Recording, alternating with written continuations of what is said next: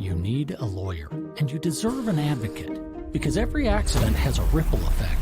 It affects your time, your health, your ability to make money, everything. That's where the advocates can help. Thanks to our decades of experience, we know what your case is worth, and we'll fight to get you every penny you deserve. Consultations are simple and always free, because you're not just a client to us, you're a person, and you deserve the best help you can get. You deserve an advocate. This is The Monty Show, the truth in sports talk streaming. When you want unbiased opinions about your favorite team without the spin, all you have to do is find The Monty Show, streaming live and available 24 hours a day, 7 days a week on YouTube. And now, here's Monty. Hey, Monty. Happy Monday morning on a wasted weekend Monday. The Monty Show is always presented by The Advocates, theadvocates.com.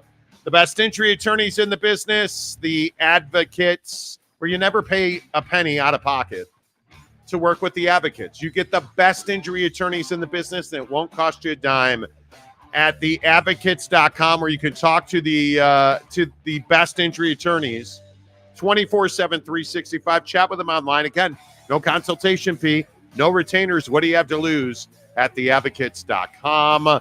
A very busy weekend in college football news, as always on this show, it seems like. The wheels continue to turn in this new realignment, this college football playoff world that we are all now living in. And I think we are on the brink of absolute Armageddon in college sports, because you have this proposal by the Big Ten and the SEC to give its champions multiple bye weeks, not affording the same luxury to the ACC or the Big 12, thereby giving the Big Ten and the SEC a massive advantage in time, rest, and recovery. And I just don't see how you can do this. And listen, I understand that we're in a situation where you are trying to make a cash grab here. That's all this is. You are trying to push everybody else further and further away from a college football playoff championship. And I totally understand your desire to do that. What I don't understand is their desire to destroy college football, because that plain and simply is what this is. And we can sit here and we can go round and round about, what impacts and implications this has on college athletics. But Jake, I don't think there's any way to spin it.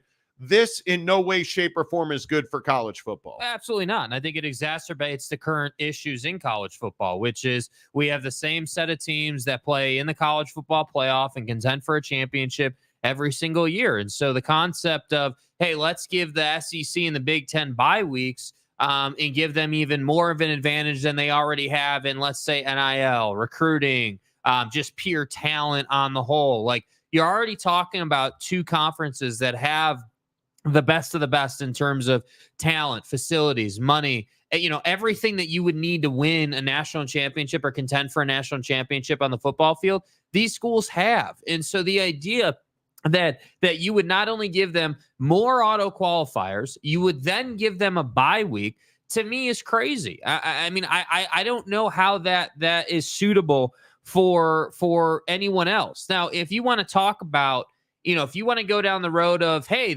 like in an expanded college football playoff, the top four get bye weeks or whatever that ends up looking like. Okay, at least that's then a conversation, because then you're opening it up to everybody. But to say that, hey, yeah, we're going to give more auto qualifiers to just these two conferences, we're then going to give them bye weeks, like, you might as well just go and hand them the trophy right now. I don't know how we're trying to gift wrap this as anything other than bad for college football. I don't know how you get around that. Yeah, and I understand the desire to have a larger slice of the pie. But the minute that you give the Big Ten and the SEC champions bye weeks, which would essentially amount to 3 weeks off, I think you're absolutely handing them the college football playoff championship. That's what you're doing. And I think it's no longer a competition of who the best team is. It is who's got the easiest path. And I think the hardest part is we can sit here and have this discussion about, well, who's the best conference? But what is the Big Ten done to earn this? That's my big question here. Like, what has the Big Ten done to put themselves in this position? Do they have multiple dynasties in their conference? They don't. Have they, like, you look at Michigan winning a championship, it's a huge question of how they did that. Mm-hmm. So even when they won a championship, it is arguably the most controversial championship that's ever been won in most of our lives. What has the Big Ten done to earn that? That is, at some point, we need to stop sugarcoating these conversations where we just give the Big Ten the benefit of the doubt, because I don't think there's giving the Big Ten the benefit of the doubt anymore. Because what have they done? What have they earned?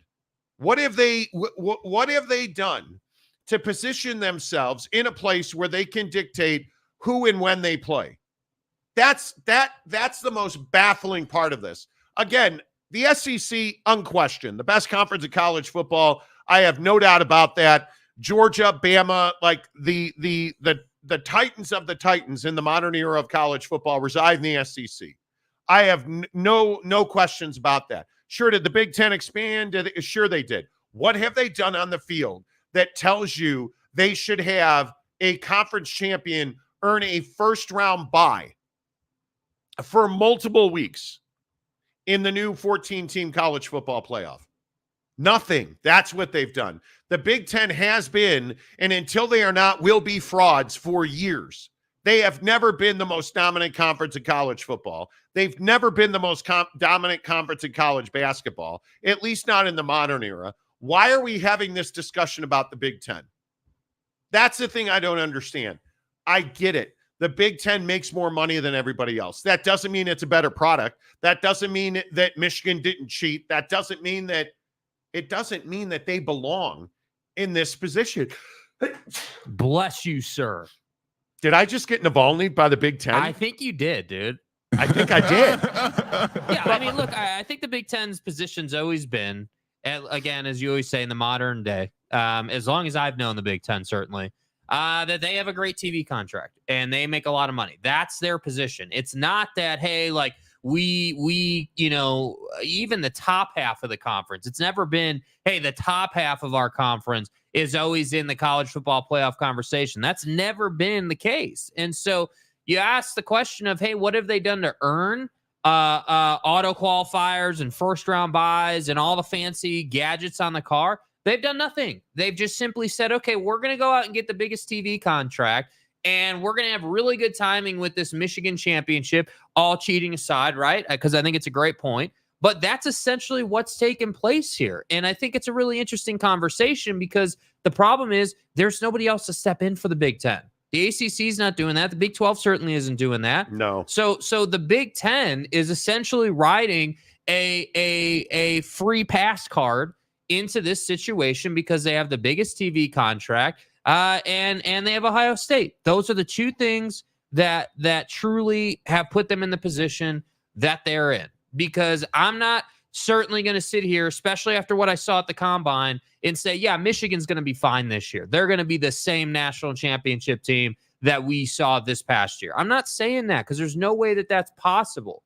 So I guess the real question is, what does the new Big Ten look like? Does the new Big Ten feature, several teams competing against the SEC for a national championship? Or are we going to get more mediocrity? Because I have to think Oregon's going to be pretty good. You got to think Ohio State's going to continue to be good. But much past that, I'm not sure. You don't forget USC. I'm not doing it. We will continue to differ on that. I'm not doing it. I'm not doing that. USC is going to suck. They're going to be terrible. It's going to be awful. Maybe I'm just dying right here on the air. I don't know. But my point is, I don't get it. I've never understood. Me either. I've never understood this idea that the Big Ten is this behemoth. This is branding. Mm-hmm. Do they have big brands? They do. Do those big brands bring viewers to the TV? Not necessarily. Do Michigan and Ohio State fans turn out? Yes, they do. Mm-hmm. But I don't think you can say that, again, I always point to the strength and the weakness of a conference is what? It's the bottom half of the conference. The bottom half of this conference is abysmal. It's terrible. You again, I'm going to point to Purdue. I'm going to point to Indiana. I'm going to point to PJ Fleck and his poor treatment of human beings in Minneapolis. You can point to the bottom feeders in this conference, and they're irrelevant. And until Wisconsin's relevant again, until Illinois is relevant at something on a grander scale, you can't possibly look at the Big Ten and believe that they compete with the SEC. No way. There's in no existence, in no college football playoff model is that the case. And I think it seems to be uncouth around college football playoff circles in terms of the people who make these decisions to say, to say, hey, the SEC should be on a pedestal and should be everybody else. Like if we were saying, hey, the SEC is going to get, more AQs and they're going to get, let's say two first round buys, if you will. I could almost get down with that. I could say, okay, you know what?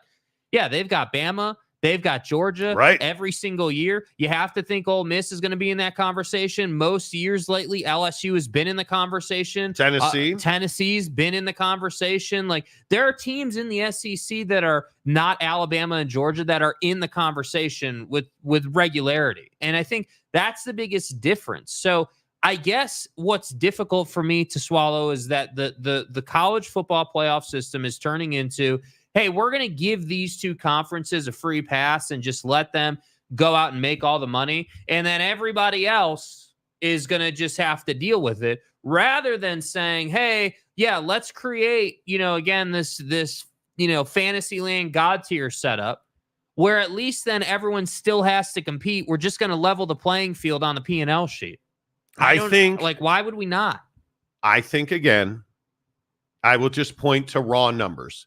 You add 6 teams. If you count LSU, Missouri has to be in that conversation, although I don't know that Missouri can consistently compete.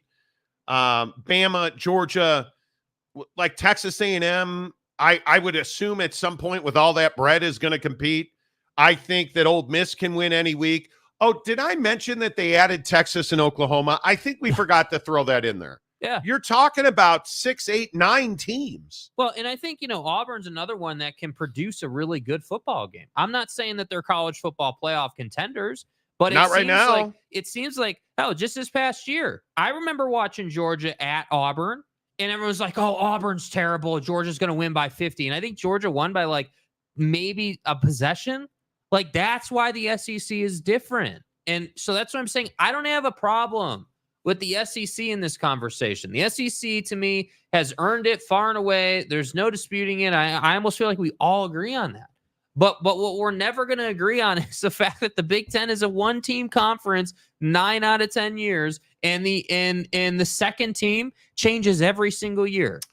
I look at Washington, Oregon, USC. Those 3 are college football playoff. In a 14-team playoff, those 3 are college football playoff contenders damn near every year. I look at Ohio State.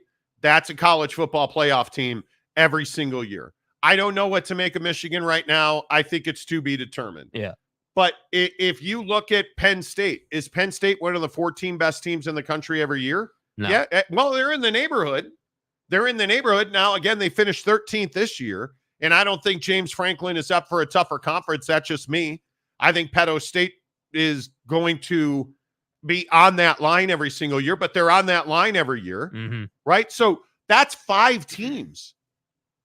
Is there anybody who believes that, wow, man, Iowa was one of the 2 best teams in the conference? No, nobody believes that. No. Nobody believes that. How long is it going to be before Matt Rule turns Nebraska around? I don't know. Hopefully sooner than later if you're a Nebraska fan. But until they are, they're not, right? I just look at there's a huge gap here. Yes. And I'll go back to the Big 12. And I will continue to fight for the Big 12 as long as it takes. The Big 12 is the one getting disrespected here. The Big 12, especially when you added the 4 corner schools. And I know, I made the huge mistake of saying that Utah was one of the premier athletic departments in the country. And I think the best athletic department in the Big 12. And all kind of fans are like, well, they don't win on the field, Monty. Did I say that they win the most games on the field? Do you even watch football, Monty? Like, it's wild to me how many people look at the Big 12 and they think, well, the Big 12 was Texas and Oklahoma. It's dead. It's not dead. It's far from dead. Mm-hmm. I'm going to make the argument that I think this coming season, especially if Utah gets into the college football playoff, and I have no reason to believe they won't, if they get into the college football playoff, I'm telling you now, the Big 12 is going to be the second best conference in college football, because I think the SEC, hands down, not close. There's not even a discussion. With Texas and Oklahoma coming in, there's not even a discussion. Stop kidding yourself. Yeah. Stop kidding yourself. Yeah.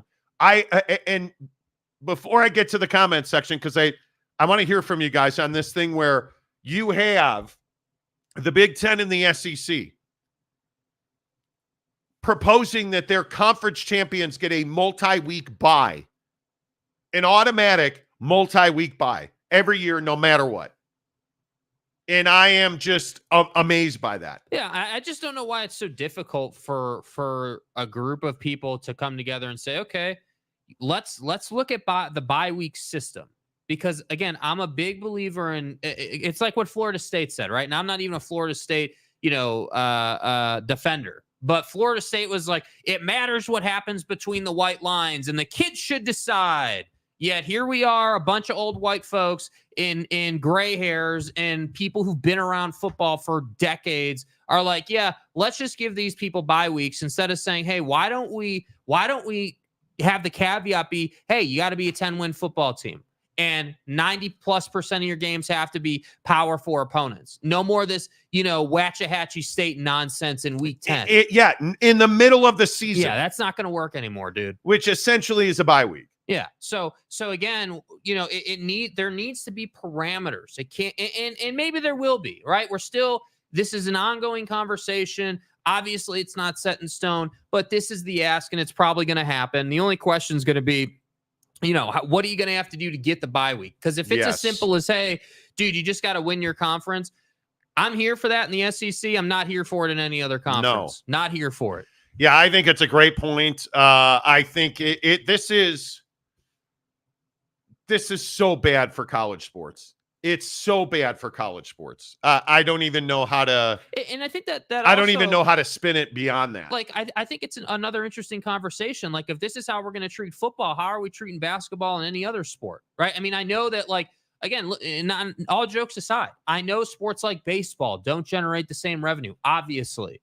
Right. But it seems like every single year there's a great NCAA baseball college World Series tournament that happens. That is definitely. But college basketball, the tournament is your best point here. Yeah. Because, again, how does the Big Ten make an argument that they're an elite basketball conference?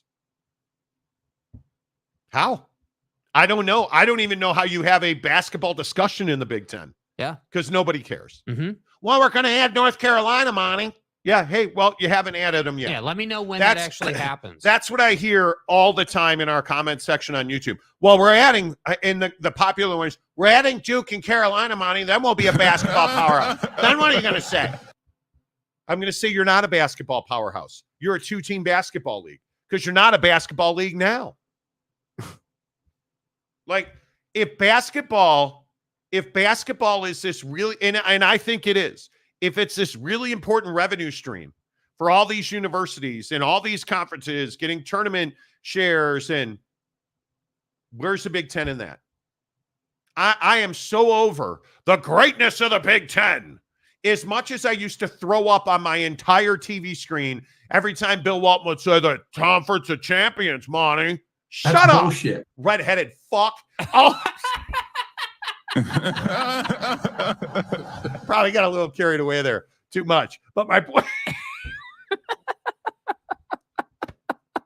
Oh, my bad. My bad, guys. My bad. No redos. Conference champions, Monty. Anyway, my point is, as much as I used to absolutely vomit everywhere when Bill Walton would say Conference of Champions. Yeah.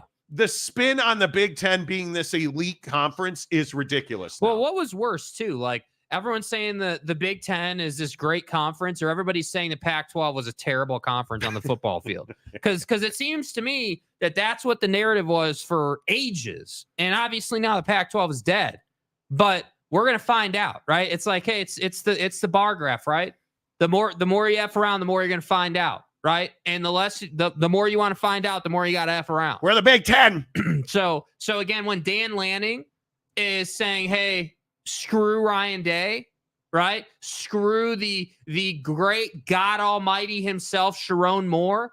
We're winning the Big Ten this year. We're sitting all you guys down. Then we'll see how good the Big Ten is. Because if anybody but Ohio State wins that conference, or Penn State wins that conference, you got a serious problem. I'm sorry, with the who? Big Ten. Yeah, Petter-ass State. Thank you. I'm Joe Pa Field. But Dan Lanning at Oregon needs to win. He does. Because I look at Dan Lanning. Another thing, I say too many things that piss people off, apparently. How many fans were in the comment section over the weekend? You called Oregon a blue blood. Well, I think Oregon football is a blue blood program. I think they operate on that level. Have they won? They haven't won enough. They haven't. You know, when Chip Kelly, everybody's favorite offensive coordinator, was a head coach, they didn't win the big game, right? Mario Cristobal broke everybody's heart. They didn't win the big game. Well, that Georgia performance. Well, you know, Dan Lanning needs to win. Yeah. As soon as Dan Lanning wins, and I know it's the Big Ten, it's no way. It's insert. There's no way. I mean, that conference is 74 teams deep. There's no. It's the Big Ten. Deal. I'm the best there is. You know, My fucking ass. Yeah, the Big Ten, hashtag FAFO. Like, yeah, buddy, let's do this. FAFO. Okay. The comment section, as always, is brought to you by our friends at Prize Picks. I didn't even get a lot of sleep last night. PrizePicks.com, who just has been ravaging me for a week. It's been a full 7 days now since I won at Prize. I had a great weekend last weekend on Prize Picks. I haven't won since. Again, maybe it's the Navalny thing. I have no idea. But getting on Prize Picks, just getting piped this week. But tonight's the bounce back.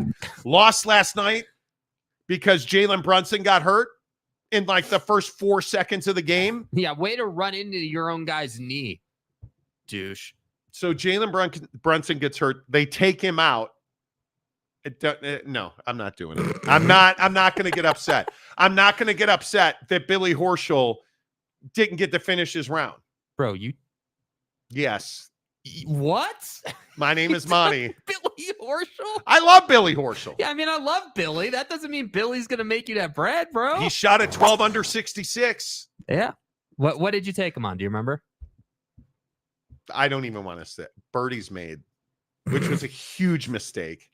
Whatever. Huge mistake. Well, should it anyway. Again, like you said, we're going to bounce back. PrizePicks.com. I will return. The king will be back. I am not. I am not. Look, this is the Conference of Champions over here on Prize Picks. I will not. Download the Prize Picks app. Here I am. Use the promo code Monty to get 100% deposit matching. It's such a good, dude. Put in $10. You'll have 20 to play with. You can play for a month on $20 at PrizePicks.com. All right, let's get to the comment section. This should be good.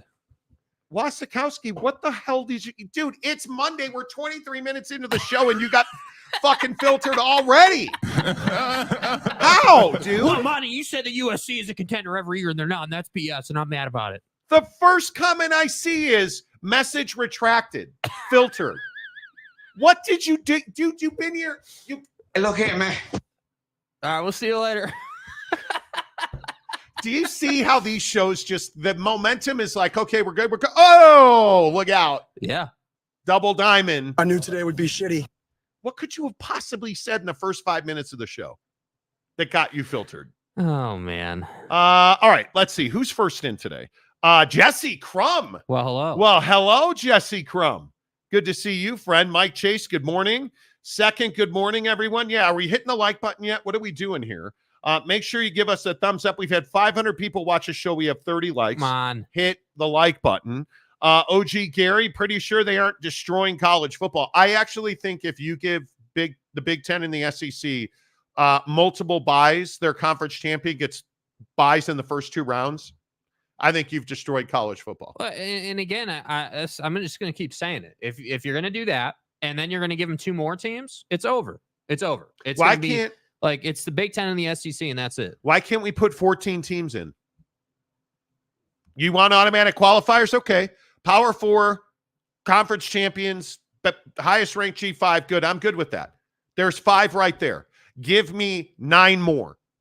The 9 next ranked teams in. That's it. That's it. Why are we doing all this other stuff? It's 14 teams. This, you guys, this is why I'm telling you, it's almost certainly has to go to 16 or 20. And I think that How this would whole you thing avoid was just that? a power grab. It was just simply a power grab. Hey, if we're going to expand, and you said this initially when this first came out. Yeah. Hey, if we're going to expand, we're the SEC and the Big Ten. You know, we're going to have auto qualifiers. We're going to have, you know, this setup. We're going to have assurances. And to that end, I really don't understand it, because if you said, hey, you know, and I have to pull it up again, like, you know, the 20th ranked team in the country is playing Ohio State in the first week of the college football playoff, right? A mid-table team that found their way into the 14th seed, Right. let's say. Ohio State's going to win that game. So what are we Or they scared should, of? Or right? they should. Yeah. So what are we scared of? What is the issue? And by the way, this whole conversation that just seemed to fly under the radar all weekend, right? About how the college football playoff old heads want to move up bowl week, and they want to change the bowl format a little bit, and they want to make, you know, they want more meaningful games. How is that going to work out for you if you're giving these teams auto qualifiers and bye weeks? What do you do with December? Yeah. I don't know. That was another big topic in the comment section. I don't know what you do with December. You have an early signing period. You have portal. You have big bowl games. You have recruiting by coaches. I don't know how you coach a college football team in December. I have no idea. Well, I think that the best thing, this is the hypocrisy to me. So the powers that be, the Big Ten and the SEC want these bye weeks and they want auto qualifiers, but they don't want to compete in late November, early December, which I just don't understand. That goes against everything that you're saying. You're saying, hey, we worked our ass off all year. We want bye weeks. Well, but you didn't work your ass off when it mattered most. Right? You didn't play games of consequence historically. That's right. In early December, yet this is what you want. So forgive me for questioning this what I would call a power grab. You just want an upper hand. That's so it. You can say, hey, we're That's rested. exactly right. Brock Bowers is back, and our guys are back, and our O-line is good, and Blake Corum's gonna run better because he's rested. Like, that's all this is, man.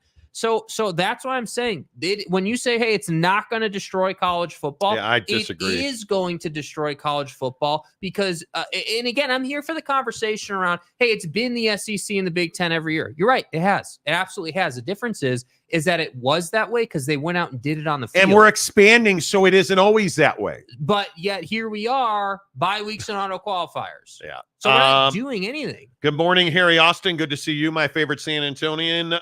Dakota Tubbs, morning, Jagoffs. Yes, sir. Dakota, good to see you. Thanks for being here. RJC, man, NBC, Notre Dame hold the keys to preserve the game of college football. Well, Notre Dame, if you're Notre Dame, how do you feel about Notre Dame, our mother. Automatic qualifiers, like 13 automatic qualifiers from the Big Ten, and then you?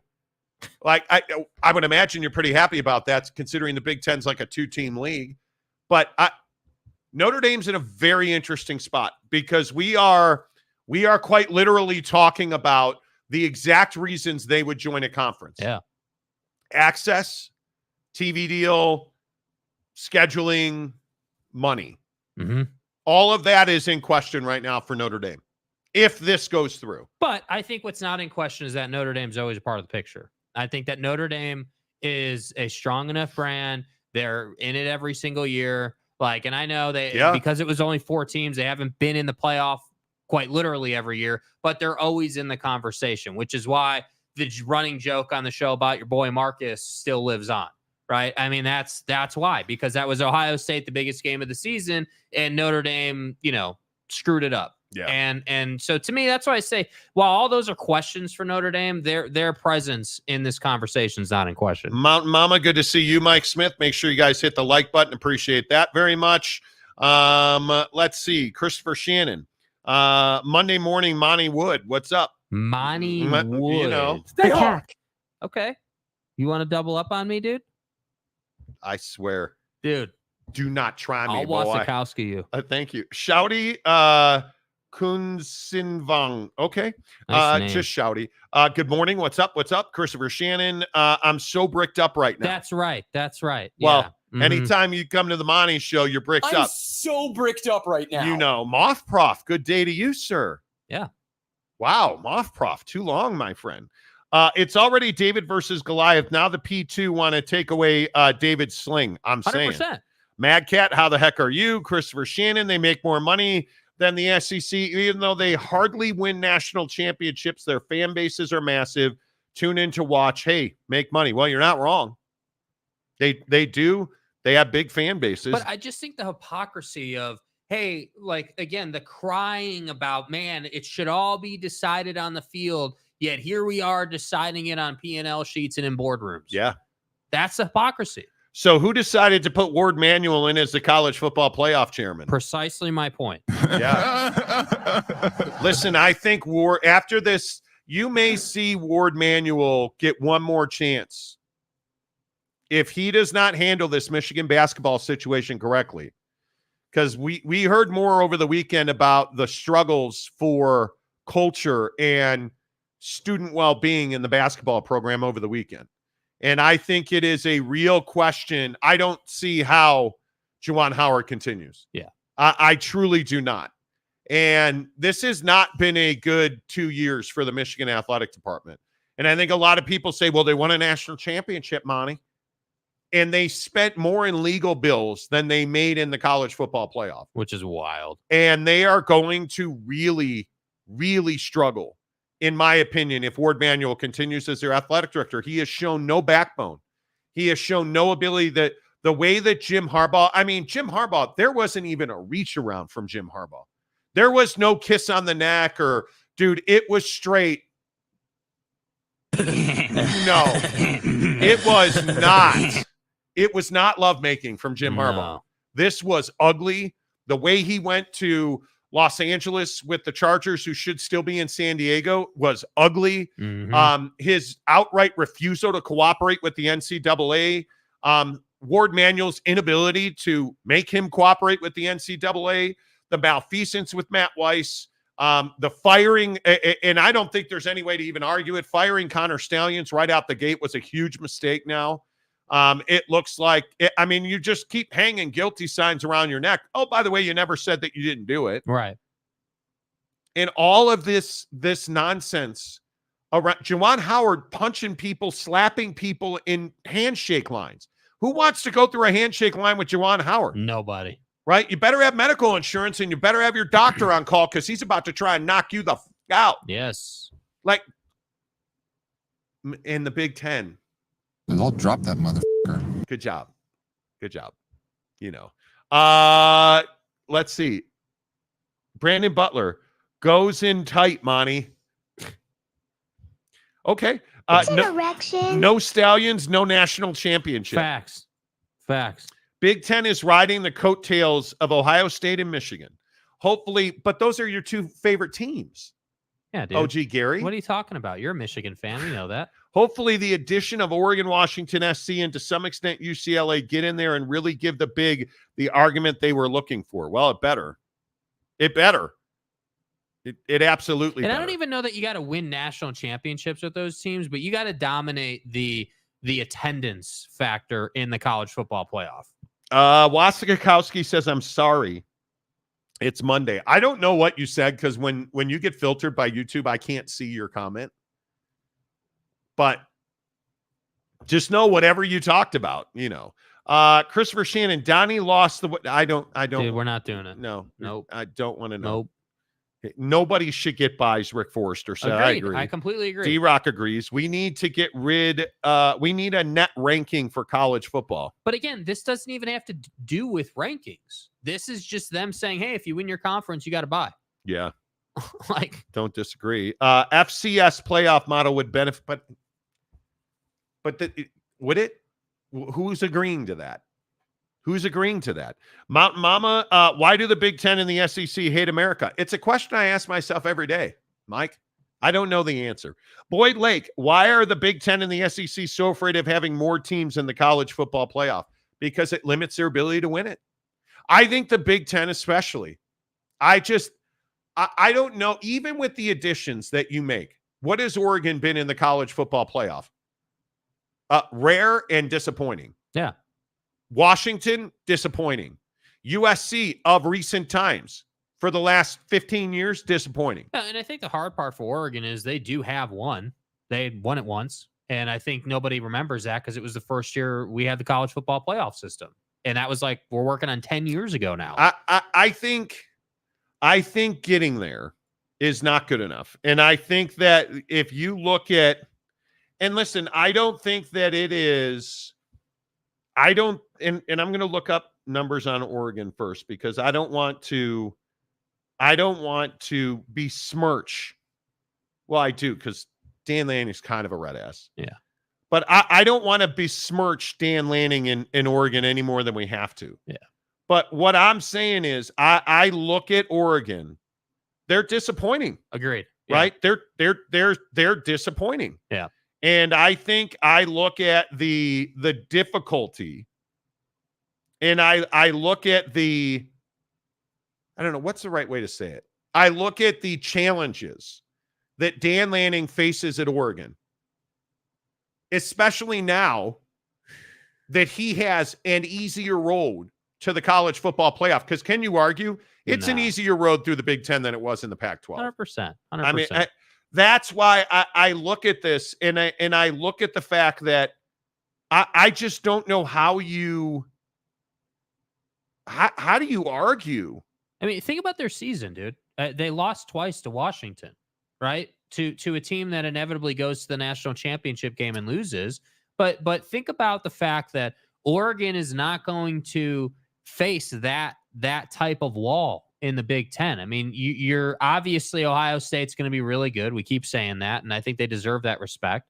But again, your defense has shown an ability seemingly every year under Dan Lanning to perform against the best offenses, right? And whether that's by scheme or just by raw want to, whatever, they get the job done. And so if Dan Lanning were to not be in the Big Ten championship game this coming year, I'd be really surprised by it. Honestly, like I think that's the expectation for Oregon. I would expect you to go to the Big Ten championship game. And then I would expect you to be if you're not winning the Big Ten, you should be that secondary AQ when that system rolls out. That's the type of team Oregon should be. Yeah. Man, I forgot how much of an ass whooping Mark Helfrich took on the way out the door at Oregon. Yeah. That's right. They lost 42-20 to Ohio State that year. Yeah. But listen, they got there. You know, I don't know. Nobody remembers that. That's nobody for Oregon. When's the last time that you guys thought about Mark Helfrich? Yeah. That's been a long time. Yeah. Do you guys remember like who was the starting quarterback at Ohio State that year? Jesus. No idea. Jesus was not the starting quarterback at Ohio State. Cardale Jones. Marcus Mariota at Oregon. I think everybody knows that. But you think about some of the names that played for, you want to hear a football team?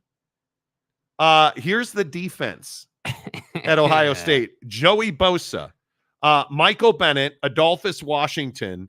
Who remembers Eli Apple and Von Bell? Ooh.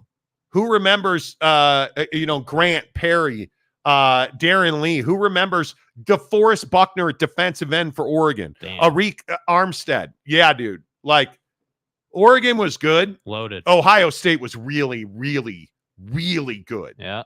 And that was Herbs too. Don't forget about Pervin Liar. Yeah. Right? Like Devin Smith, Michael Thomas, Taylor Decker. I mean, come on now. Who are we kidding? Ezekiel Elliott? Zeke is his running back. Dude. Yep. Well, we shouldn't talk about Crop girls top Zeke. Zeke's apartment, but you know.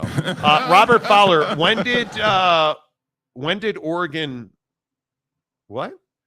When did Oregon win it? Well, they got to the championship in the first game. Well, they got boat raced by Ohio State. Yeah. That's exactly what we're talking about. Yeah. Oregon won a playoff game, but not the championship. Yeah. Correct. Yeah, but my Did I point say with that? No, I said they won.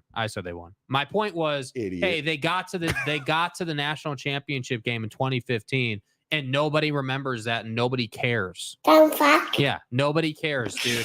I don't care what happened in 2015. I care about the fact that first team all SRT and now the best college football coach we've ever seen dominated this thing for the last 5 to 7 seasons to the point where Oregon is a secondary team in terms of national championship conversations. And that is how good the SEC is. And that is precisely why the Big Ten should not be getting bye weeks. And to me, again, bye weeks in college football just shouldn't be a thing. It's just not proper. It should be what you said. Hey, conference champions all get automatic qualifiers. Yeah. Just the way it is. And now we just expanded it so more teams can get in. It's that simple. It's How hard. did Cardale Jones, like, he just was a nothing ever. Yeah.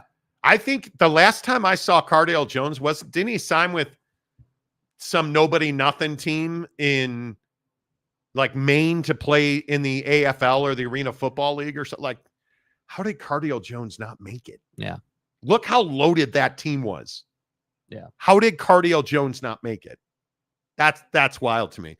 Mad Cat, good morning to you. The G5 conference is powerless. Well, Facts. I don't disagree with that. Is this, in the comment section, good or bad? Is this good or bad for college football to give the Big Ten and the SEC champion multiple bye weeks? I think it's terrible. Yeah, I think it's horrendous. I don't know how you say it's good for college football. I don't know. Gary says I have Oregon winning the Big Ten year one. No, I think that's Ohio State. Yeah. If Ohio State doesn't win it, I don't know how you don't run over Lloyd Carr with the team bus. Like, seriously, can you imagine Ohio State not winning the Big Ten this year? Sharon Moore is going to win like one game a month. Michigan's going to have a very difficult time. I think it is are they one of the 14 best teams in the country this year? I think that's a real question. I think there's nobody that should compete with Ohio State. Like, all the offseason signings, fat-faced Chip Kelly, like, you have everything. If Ryan Day doesn't win the Big Ten now, dude, yard arm, like, whatever you got to do, you need to take him out. Yeah, I know what time it is. Have Dakota Tubbs call Pooty and get some of that Navalny on the door handle. Yeah, dude. Because it's got to be done at Ohio State. Gonna Navalny your ass. Right? Seriously.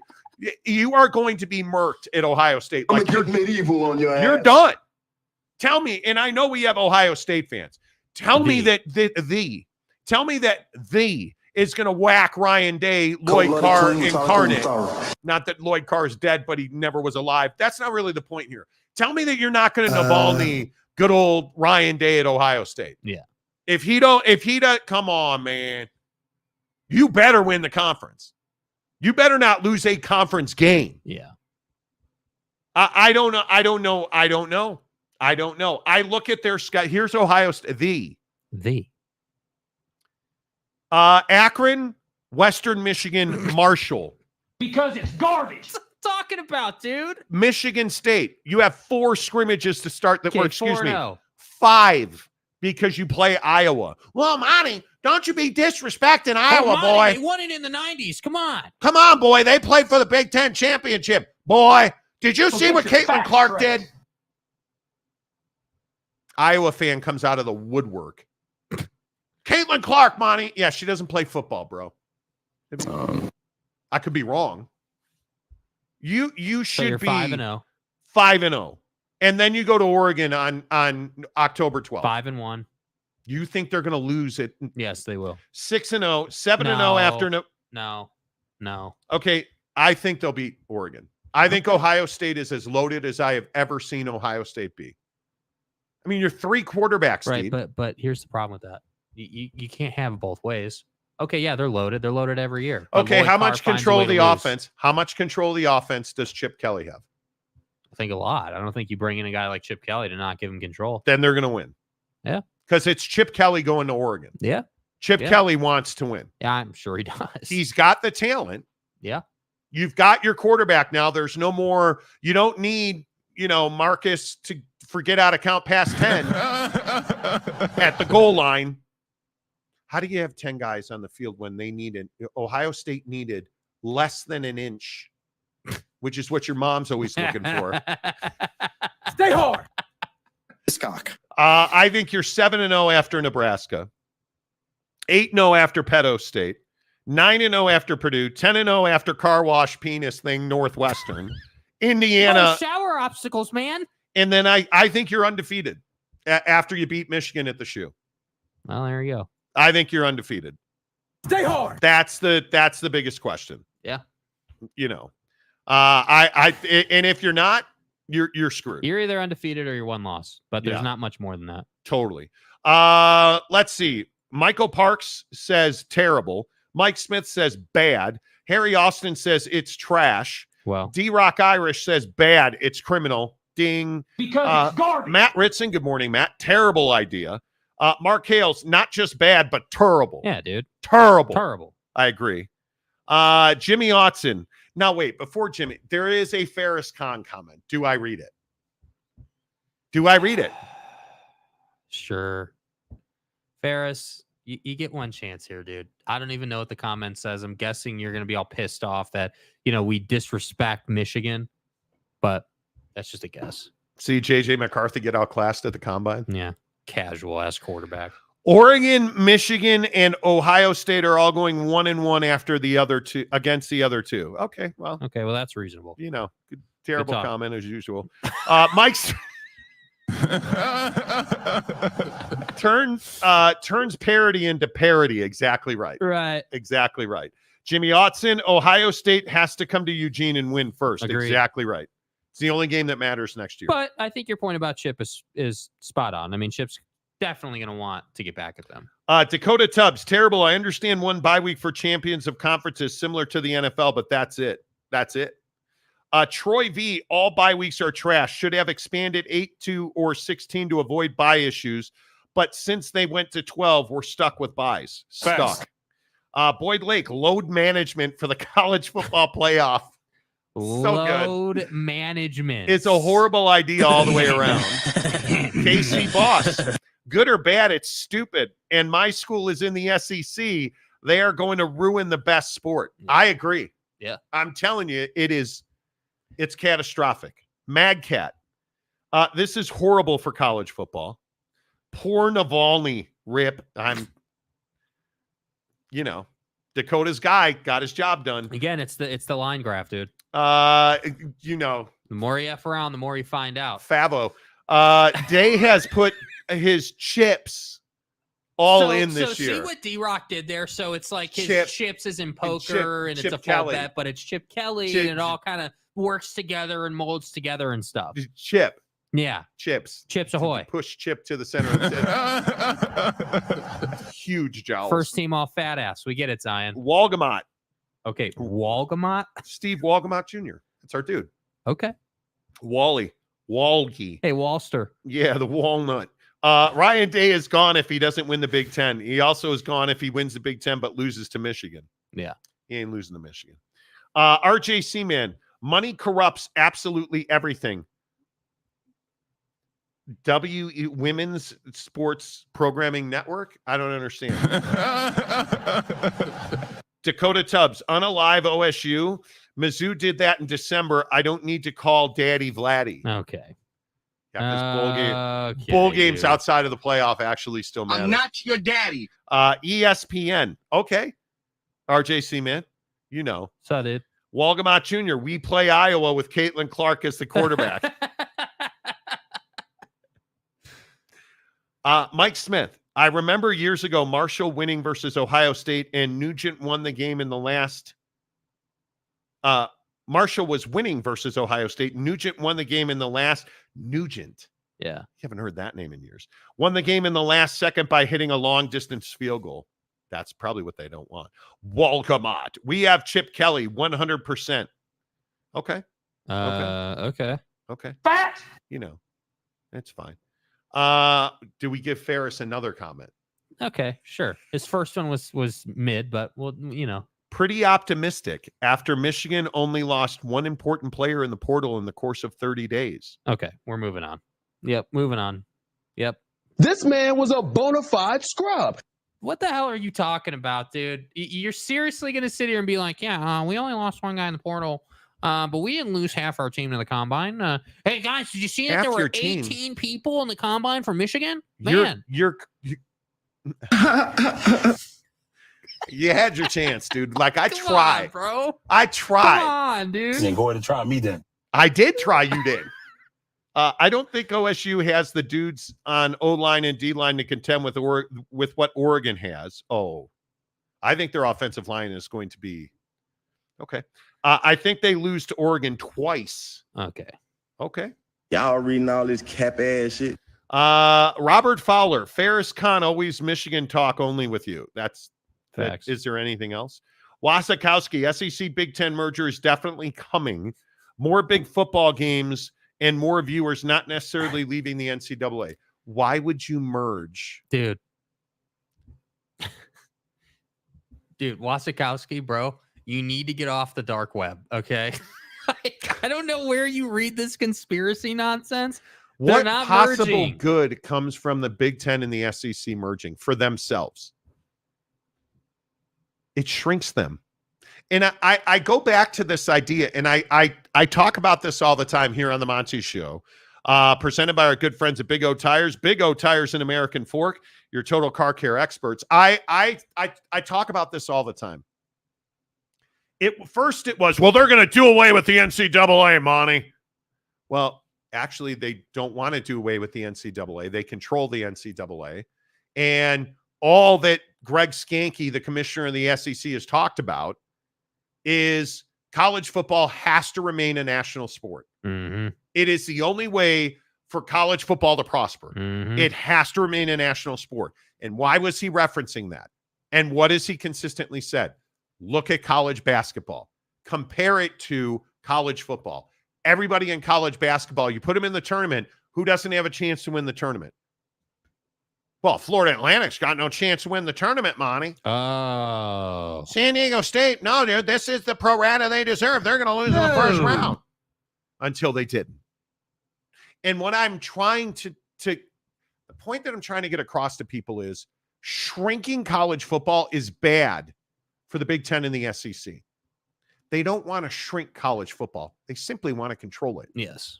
So them merging together would be absolutely the opposite of thriving. Yeah. Absolutely. What I believe, and many people have told me this is not my idea, but what I believe to be true is that the Big Ten and the SEC are waiting for the College Football Playoff Committee to be like, okay, yeah, that's too much. That's too far. We're not doing that. Yeah. And then they will come back to earth. But when they're like, hey, we want 4 qualifying bids. Okay, cool. Hey, we want more money. Okay, cool. Hey, we want to bang your sister too. Okay, cool. Better call your aunt too, because your sister's not enough. Okay. Not cool, but okay. Acceptable. They're waiting for you to say, no, my sister's off limits, dude. Waves in opposition. You haven't done that yet. And I think with this double bye for their conference champions, I think you might get that. Yeah. Because where is Michigan and its Big Ten friends going? Where is the SEC going? If you simply just play each other, does that benefit college football? Does that benefit the SEC and the Big Ten to play each other? No, it doesn't. No, absolutely it does not. And there's no way to go about the idea that you're simply just going to thrive by shrinking college football. There's no way to go about that, in my opinion. There isn't. They're not trying to join each other. OG Gary, do you think the next round of realignment is the last round? There's never such a thing as the last round. Yeah. Keep dreaming. Because I do continue to hear that the ACC and Florida State are negotiating. And when do we always get stuff done? When it gets very quiet. Yes. And I think it's been very quiet. And we've heard some filings and some dismissal talk, and we've heard the standard step 1, step 2. What's the next step? Oh, yeah, we got to file a response, step 3. But have you heard any more outrageous accusations? Have you heard Florida State insulting the ACC or the ACC insulting Florida? Haven't we calmed down the rhetoric, and now we're just two dudes sitting at a table trying to negotiate how we're going to move forward, if we're going to move forward? Yeah, I would agree with that. I think it's become a little more civilized. Yeah. That's when you usually get productive results. And I think that's because Florida State realizes, hey, we can't strong arm this. We're going to have to nuance it. Yeah, I think it's going to be very interesting to see. I think the next round of realignment is very heavily dependent on what happens with the ACC. Because if the ACC, if you lose Florida State, Duke, and Carolina, you're screwed.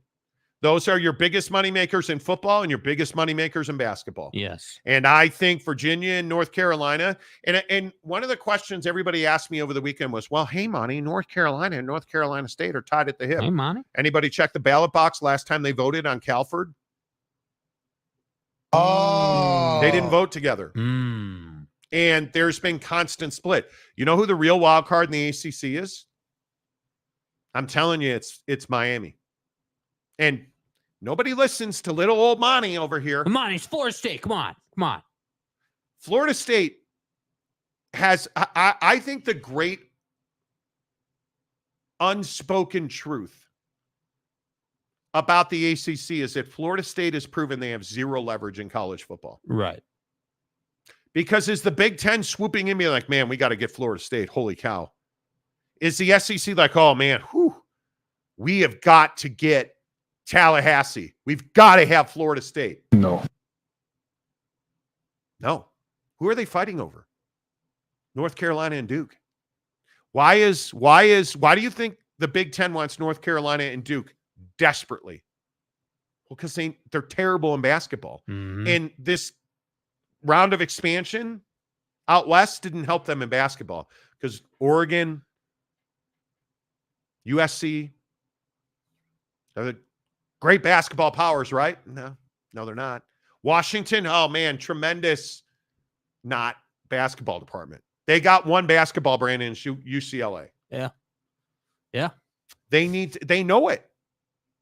And I think what this ACC thing has done is it's shown just how little pull Florida State has, in my opinion. Now, Florida State, what they have in basketball is not insignificant. Florida State is a better than average, not elite, but very good basketball program. Right. Not deep enough in football. Let's see. Who else? Rick Forrester, ACC is in life support. I don't know if it is or not. If Florida State and North Carolina leave the ACC, is it dead? No, but it's terribly damaged. Yeah, I mean, you head in the wrong direction at that point. And Calford doesn't help save that conference. In the rule book, Calford helps save that conference. Dude, you're forgetting the savior of the ACC. Come on. Oh, excuse me. Dallas County doesn't help save the ACC. Thank you. What a disaster that was. Holy cow. What's up, UW fan Jim? Good morning. Go Dogs. What's up? Chaplain James White. Oh, okay. And so now this is different than Oak State, James. Is that correct? Or this is the same James? I'm pretty sure it's the same James. Oh, it's the same James. Okay. Hi, this is James. Welcome back. Yay! Okay. I like it. Monty shows over 70,000 subs. Oh, are we really? Yay! Yeah, I believe we are. I noticed it when we weren't playing golf in St. George. Dude, don't get me started. We're just short of 71,000 subs. Okay. So appreciate it. Okay. Yay, let's go. We need to get to 100K. P.S. I did mention a few months ago Florida State would negotiate with the ACC. Monty. But you're a chaplain. You have direct communication with the Lord. Yeah, I mean, dude, you know what's going to happen. So, like, it's much like the SEC and the Big Ten getting bye weeks. You know what's going to happen here. It's a clear advantage. In God's name, image, and likeness. I mean, come on, dude. I wondered why you stopped calling yourself Oak State James. God bless. My guess is you got divine intervention there, which saved you. Yeah. You know. Yeah. Good to see you, Chaplain James White. What's up, dude? Mountain Mama. Neil Brown needs fired. We went from no way in hell FSU would leave and who wants them to now hearing they are possible. Well, I don't think it's a matter of no way they leave. How are you going to get the money together? And this is the other part of the negotiation. They can't do $300 million. Yeah, it was no way that they were going to be able to break the grant of rights in Correct. a traditional sense. It was Correct. always going to be because that's what a Florida State fan was saying. Oh, we'll just break the grant of rights, and there's a way out of this thing. And they made us sign this with a gun to our head, and which never happened. You agreed. Well, there's no proof we signed signed that extension. Like, come on, dude. So it was never they were not going to leave. It was always how long was it going to take, which is being asked because your lawyers have been at this thing for almost 2 years now, and you haven't found a peep of an opportunity to get out of that thing. And now the ACC's come around and said, yeah, we can negotiate. We can negotiate. Go and cough up some money. That's what you can do. $300 million. Where are you going to get that? Because I think the other part of this great debate is who owns the TV rights in the SEC? Your favorite network. ESPN. Rip Chris Mortensen. Dude. Rough, bro. ESPN owns the SEC contract now. Yeah. Who filed a brief in the ACC FSU lawsuit? Well, ESPN did. And what did ESPN say? Oh, man, we love Florida State. We side with them. No, that's exactly not what they said. They said that Florida State breached confidentiality, did real damage to their brand and their ability to negotiate because they released confidential information about negotiations, dollar figures, monetary sums. So you not only broke your relationship with the ACC many years ago, now you fractured your relationship, and it's not a sprain. I think it's a full-on broken bone. You fractured your relationship with ESPN. And I just will go back to what I continue to say and I continue to hear. Florida State is not well-liked and not in high demand.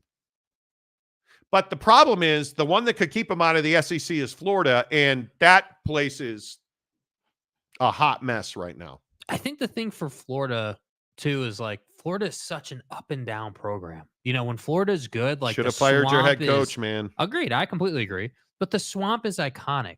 And I'm not just talking about that because of Tebow and Urban Meyer. I'm talking about it because it is actually one of the best venues when they are good. Yeah. Yeah, we'll see. I don't know. Is what it is. Did you guys spread some conspiracies on Thursday? About what? Yeah, about what, dude? What do you mean? Also, congrats on 70K. Been here since 25. Super 2 is coming.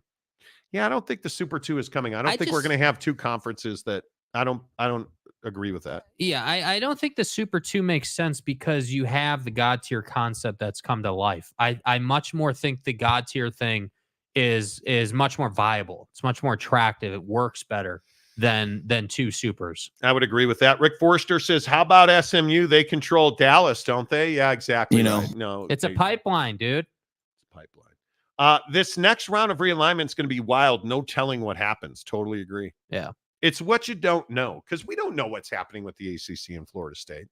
Nobody knows. No, because again, when it gets down to brass tacks, people get quiet. Yeah. People get quiet. Because my guess is there's already resolution between the parties. And if there's not, I mean, the framework has got to be in place. Mm-hmm. It's simply a matter of letting the process play out. Plain and simple. You got to let the process play out now. But we'll see. I think the real question is what happens when Florida State leaves the ACC, how does Notre Dame's vote change? Does Notre Dame vote to break the ACC up? I think there's a real chance they do. Yeah, I think if we learned anything out of the Pac-12 situation, you don't know how people are going to act or what actions they're going to take until you know the circumstances around their decisions. So right now, yeah, maybe Notre Dame wouldn't do that right now. But if Florida State was gone and Duke and UNC were gone and it was Clemson and them, then yeah, that's probably a bit different of a decision. Yep, totally agree. Walgamot, we have 168 watching, only 27 likes. Come on, people. Let's Are you go. serious? 62 likes. Okay. All right. How about this? I'll give you 60 seconds. I'll give you 60 seconds to get to 100 likes. If we get to 100 likes, and that's only what? Should we do 100 additional likes or get to 100? Get to 100. Get us to 100. Come on. All right. I'll give you 60 seconds. Get the stopwatch out here. If you get to 100 likes here in the next 60 seconds, I'll give away a $25 Amazon gift card. Go. There you go. Timer's up, right? You're looking at it. Where is it? Right there. There you go. Hello. It's so hard to do this. See, timer's running right there. Timer's running. Let's go. Timer's running. And we are at 76. We're not going to make it. Hit the like button. I'll give away a $25 Amazon gift card. Button. All you got to do is play for 34 more seconds now. And we're at 76. We're at 77. Come on. Hit the like button. Very disappointing. There's 80 right there. Let's go. There's 80 right there. 20 likes to go. In 20 seconds. Let's 20 to go. You have 20 seconds right now. Come on. To hit the like. See, we try to provide you hyenas with free food. 85. We are at 85 now. Come on. We are at 85 likes now. Let's go. Can I get 15 people? All you have to do is 15 people in 5 seconds. It's not going to happen. We may have to go short. There's 60 right there. We've never hit one of these. And we want That's not even a difficult ask, bro. We want to give you guys. We want to give you guys Amazon gift cards. But hey, it is what it is. Chris E., new member of the show. Let's go, Chris. Let's go, Chris. Appreciate you. What I think is interesting is the great unknown. I don't think we know what's going to happen. No. I truly do not. I truly do not think we know what happens. But hey, that's just my opinion. I don't know. Let's see. OG Gary, no chance FSU leaves alone. Truth. I want to know how big this next round is going to be. Imagine FSU, Clemson, Duke, North Carolina. Surely Notre Dame is going to join somewhere. I assume the 12 rating starts from there. For Notre Dame to join the Big Ten, they would have to break the grant of rights in the ACC because they are pretty much all sports outside of football in the ACC. Mm-hmm. And currently, I believe their language in their ACC contract reads something to the effect of if they join a conference, it would have to be the ACC. So they would have to break the ACC grant of rights. And there is some belief, and again, we don't see these contracts in public. There is some belief that you would have Notre Dame in a situation where they already have an out clause. If they lose 4 members, if the conference shrinks by 4 members, Notre Dame can opt out of the grant of rights. Yeah. So we'll see. I think that's going to be a very interesting conundrum, to say the least. Steve Walgamot Jr., let's go. Let's go, baby. We'll see you. Brandon Butler gifts 5 Monty Show members. So pick him up. Appreciate you, Brandon Butler. Thank you. Exotic Adrian Street was gifted a membership. Okay. Richard Gray. Oh, look at that. Wet Blankets, a member again. Well. Matthew Farmer, John DeLon. Yes, sir. Appreciate all of you guys. Thank you, Brandon Butler, for making that possible. Capazzo. Oh, Capazzo. Yeah, we got to talk about the Jeezy, dude. We had a rough weekend in the Jeezy. Bro. Monty, all that matters is I hit the like button when I turn the show on. You don't need to bribe me for that like. Well, we like to have fun with it. You know. We also like giving away Amazon gift cards. It is something that most people love, and I'm just saying. OG Gary, How is Mrs. Monty not getting another membership? I don't know. It's wild. Steve Walgamot says, thank you, Brandon Butler.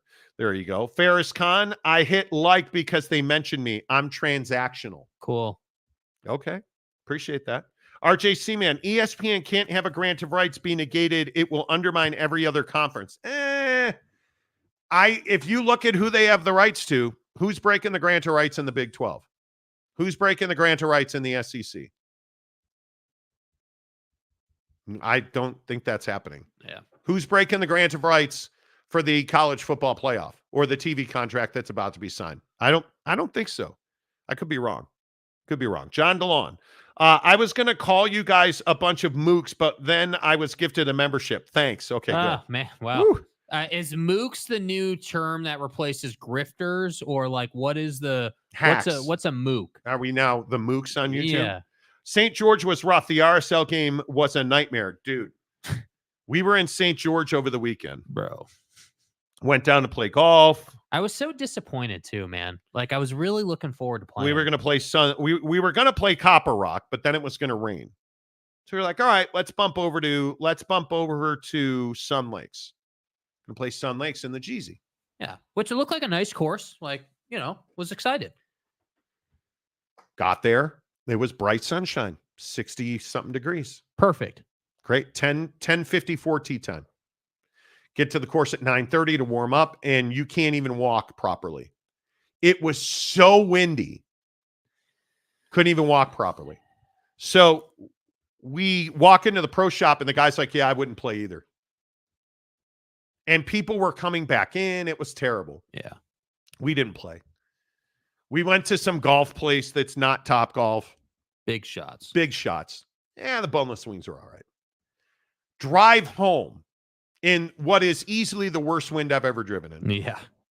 Got to the valley, terrible snowstorm, couldn't go 3 feet. All right, we get off Bangor Highway. We're looking at Jack in the Box now being open. Like, we'll go there for dinner. Go home, snow stops, go to Jack in the Box. They're like, we just closed. And I mean, them girls stepped in front of or behind the last car. We pulled up and they're like, we just closed. Jack in the Box in South Jordan at the district is open. Finally. Go get it. RJC, man, looks equal eggplant, no frontal lobe. What the hell are you talking about, bro? Okay.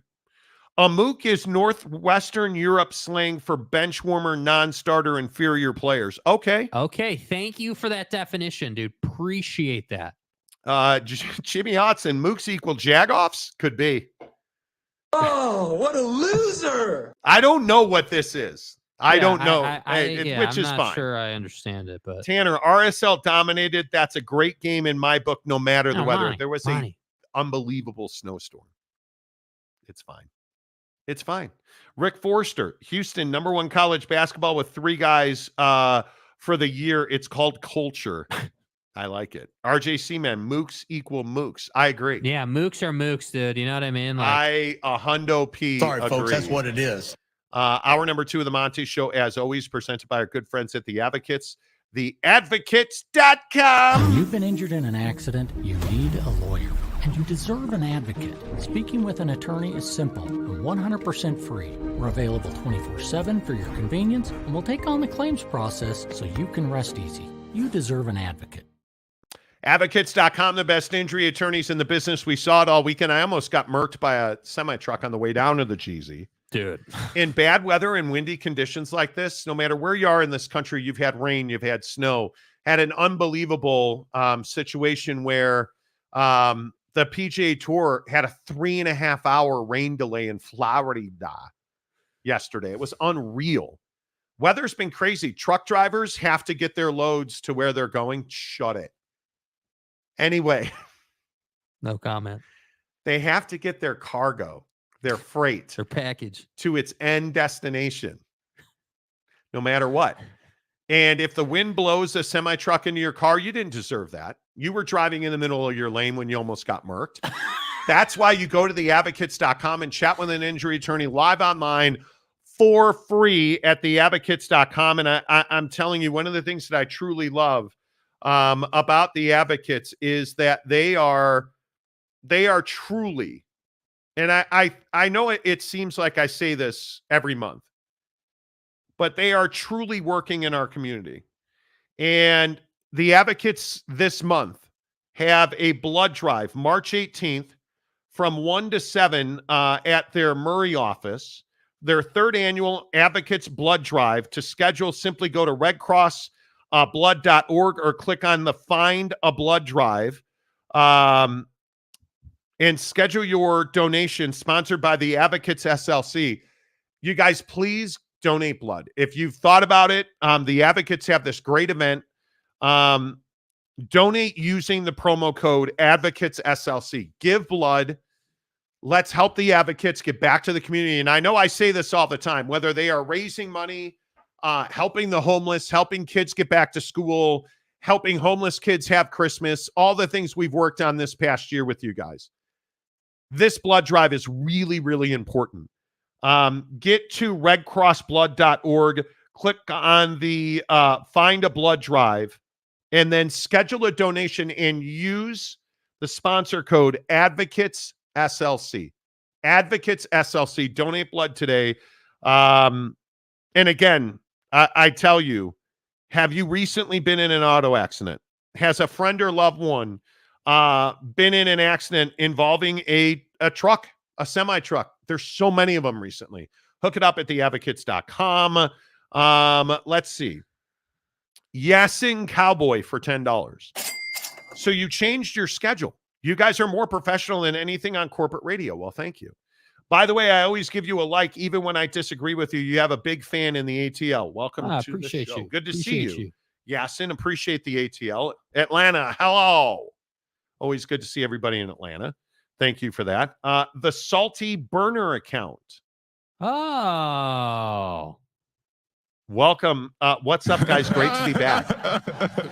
Mike Smith, when I am behind a logging truck, I always try to pass. I keep seeing that scene in my head from the Final Destination movie. Oh, yeah. The truck's going to fall apart and the logs are coming through the windshield, bro. Why would you do that?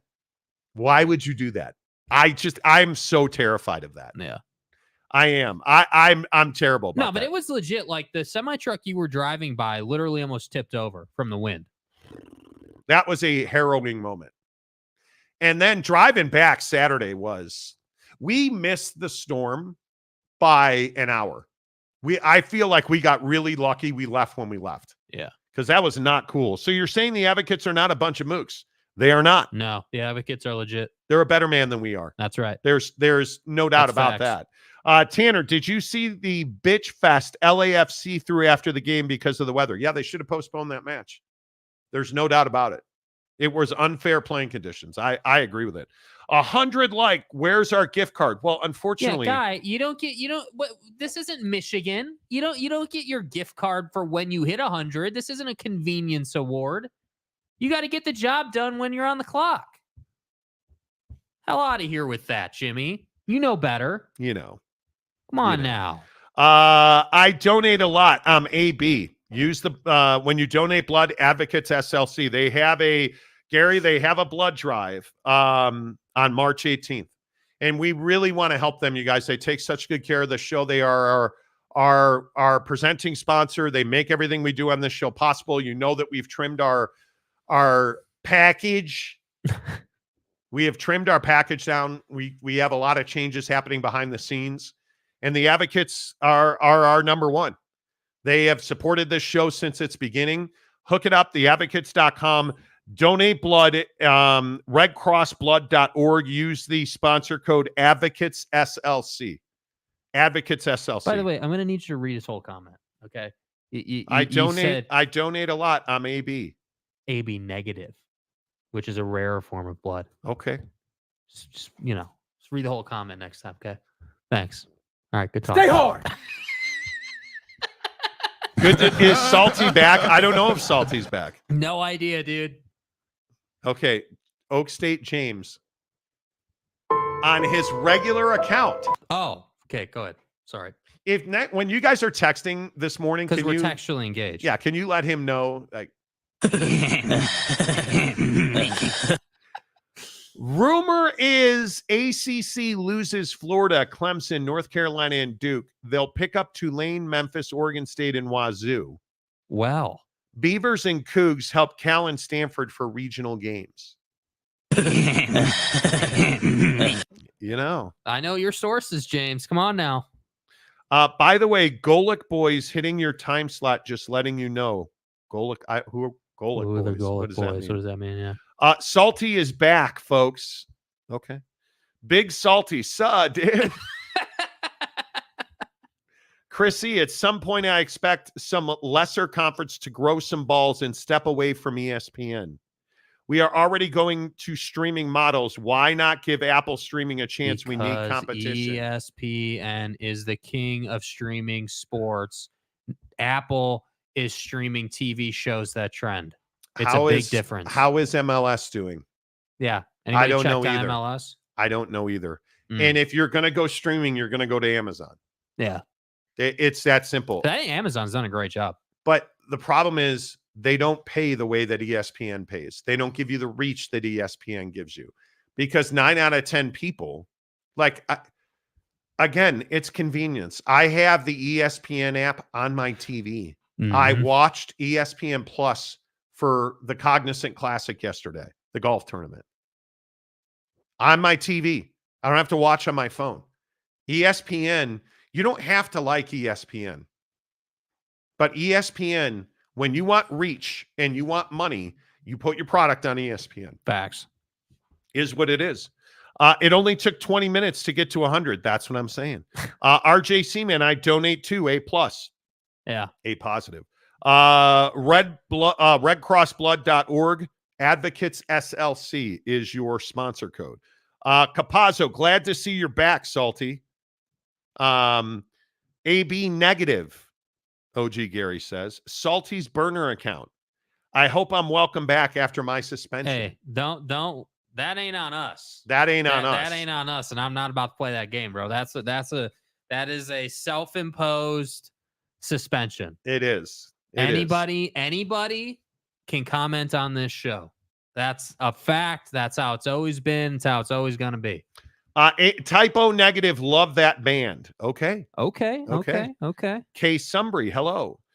Go Pokes and shout out to the Monty Show. I appreciate you. Indeed. Marcus Stuckey. Good to see you this morning. Too bad the college football playoff is turning into a participation program, trophy program for the Blue Bloods. But what's new? Nothing's new. Yeah, not in football. That's exactly right. That's exactly right. I agree completely. But I think that's why I'm saying like this whole situation in college basketball where FAU and San Diego State are, playing for a national championship is fascinating because on one hand, you can make a case, well, hey, that's great. We're shaking it up. But on the other hand, it's terrible for TV business. Breaking NFL news for you. The Buccaneers have signed Mike Evans to a 2-year, $52 million deal, $35 million guaranteed, according to Adam Schefter. Okay, where's the Baker contract? I'm going to need the Baker contract now. Let's go. One would think. And when I woke up this morning, I was feeling pretty dangerous. One would think that with Mike Evans back in the fold now in Tampa, Baker's not far behind. Yeah. So that's going to be very interesting. All our breaking news on this show presented by Big O Tires and American Fork. Big O Tires. They bring you Jake. Did anybody hear the Jake Retzloff interview this past week? It's pretty good. It was last Thursday. It's on the channel. Go catch it. I thought it was fascinating. I really thought he was. Jake Retzloff is, if you miss him, 7:30 Mountain Time every Thursday morning, 6:30 Pacific, 9:30 Eastern. Jake Retzloff live on the show. He is fantastic. Yeah. Absolutely a gem of a dude, too. Big O Tires and American Fork, your total car care experts. Hook it up. Tell them you heard about it on the Monty Show. Even if you're not in Big O or American Fork country and you want to hook Monty Show up, get on their social media. Tell them, hey, I heard about you guys on the Monty Show. Thanks for helping them. Thanks for supporting the Monty Show. Thanks for putting Jake Retzloff on the Monty Show. Yeah. Hook it up right now. Okay, a couple more because then we got to switch gears. Capazzo. I watched the Dodgeball Championship on ESPN 8, The Ocho. I do love the fail videos. Yes. Where people are getting hit in the face with dodgeballs, which is not the only balls. Right. But, Right. RJ Seaman, I have Apple TV on my TV. Neat. Nice. How did you enjoy MLS this weekend? Oh, you haven't subscribed to, okay. Matt Ritson, no George at Pac-12 basketball tournament in Vegas. Why would there be? Yeah, why would he be? He doesn't work for them anymore. Mike Smith, been watching Masters of the Air from Apple TV. Okay, I will also say I watched The Shogun on Hulu this weekend. How was it? Did you like it? Big Blue Horses. I loved it. I don't like subtitle TV. Does that make me a bad person? I don't like subtitles on television shows. It's funny that we'll have to talk about that on a different day. But young folks love subtitles. That's been a thing. Absolutely, Really? that's been a thing. Yep. Big Blue Horses. Verstappen put on a clinic. Okay, F1 is here. Next comment. We don't condone that type of. Let me get this right. Horseface put on a show. Can he not afford a dentist to fix that? Anyway, fucking donkey. I hate Max Verstappen. I hate everything about Max Verstappen. Although I do appreciate his father finally telling the truth about Christian Horner. Oh, that's right. His dad told the truth, and now he's not allowed at F1 events. Max Verstappen's dad banned from Saudi Arabia. Okay. We'll see how that works out. Dakota. ESPN will reach wherever it wants, whether you like it or not. Pretty much truth. Oak State James. The Salt Man is back. Okay. Wasikowski, how's the new $900 million stadium in Salt Lake City? Go Verstappen. Okay. Rick Forrester, be positive. Fat Jesus, I donate all of my fluids. Fat Jesus, did you? He's in the members only group, isn't he? I have no idea. Did you see that Giggity purchased your book off Amazon over the weekend? Did you see that? Did you guys know that Fat Jesus wrote a book? And I don't know where it is. Yeah, I don't know where it is offhand. Frank Stevens, find him on Amazon. Yeah. He wrote a great book about Joe Biden. Wasikowski, you ought to read his book about Joe Biden. It's a comedy and it's hilarious. And we're in the book, too. Yeah, we're in the book. We're in the book. Yeah, Capazzo, I watched the Dodgeball Championship. I read that one, my bad. About the performance of Sainz over Leclerc. Carlos came to make a statement all season long.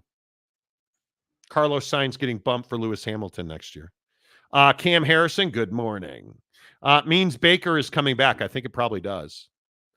James, Mike Evans was the reason Johnny Manziel was good at A&M. Smart move by Bucks. Now they need to sign Mayfield.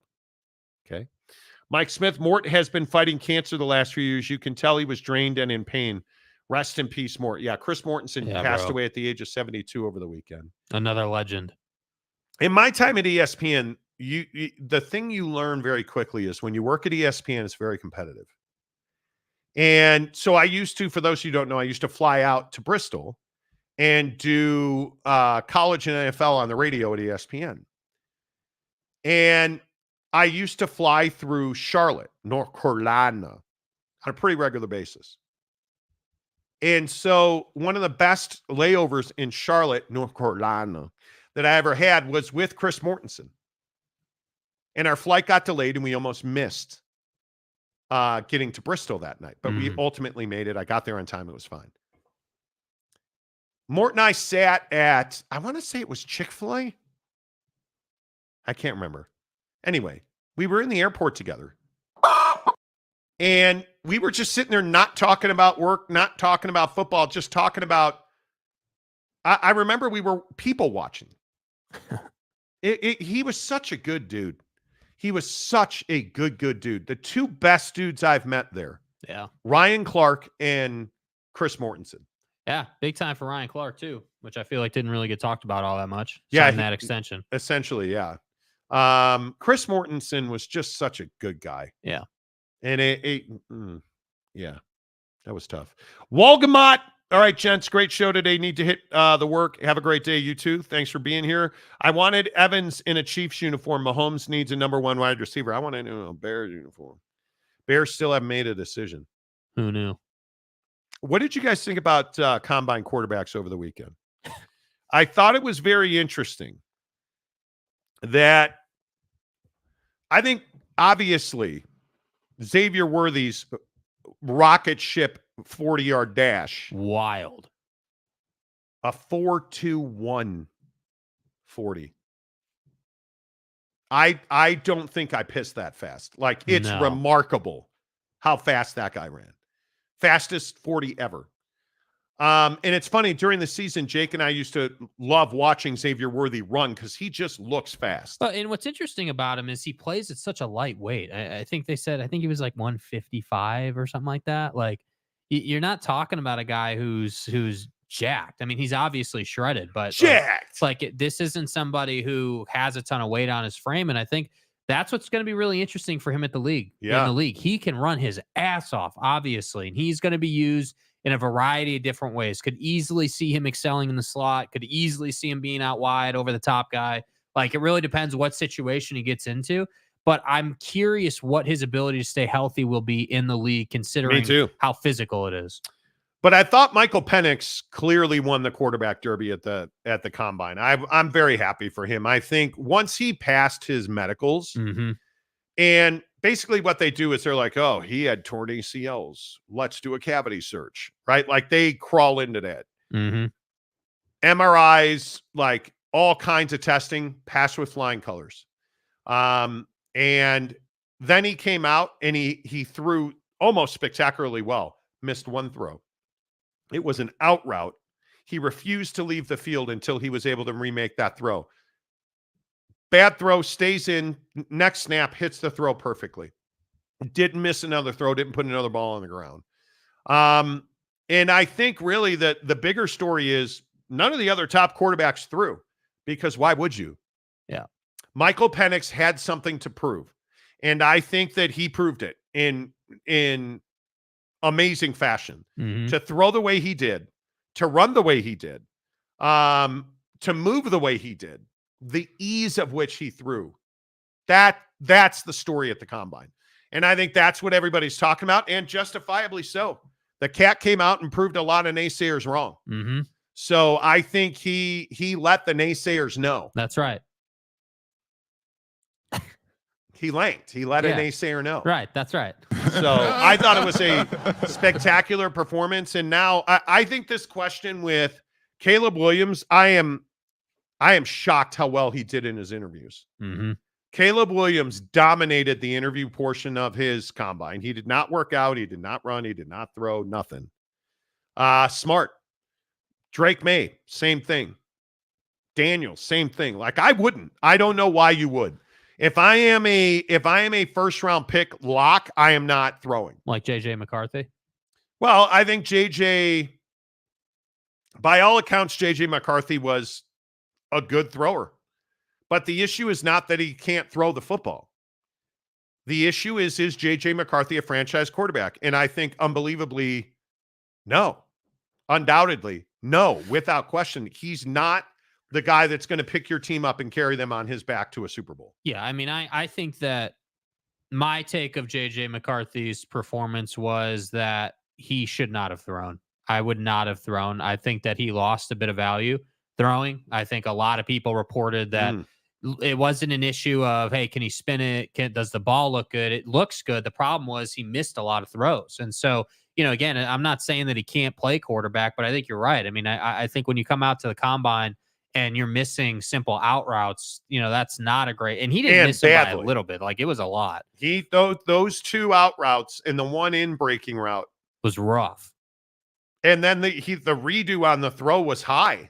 Yeah. Like like Penix came out and threw a dart on that one throw he missed, but then he didn't miss another throw. McCarthy redid the throw and it was high.